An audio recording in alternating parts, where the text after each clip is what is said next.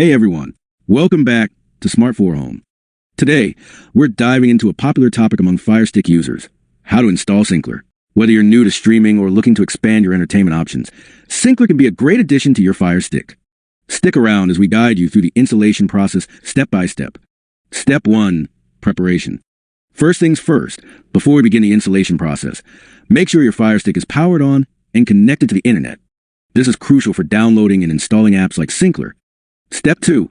Enable apps from unknown sources. Now, let's enable installation from unknown sources on your FireStick. This is necessary to install apps that are not available on the Amazon App Store. Here's how you do it.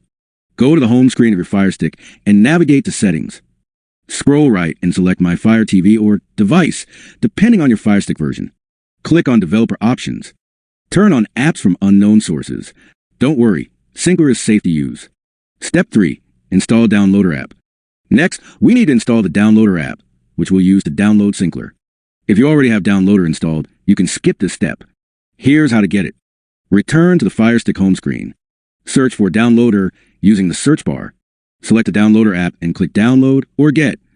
Step 4. Download Syncler APK. With Downloader now installed, let's use it to download the Syncler APK file. Follow these simple steps. Open the Downloader app. In the URL field, enter the following URL where Syncler can be downloaded. Click Go and wait for the download to complete. Step 5. Install Syncler on FireStick. Once the Syncler APK file is downloaded, the installation process is straightforward. Click Install when prompted. Wait a few moments for Syncler to install on your FireStick. Conclusion.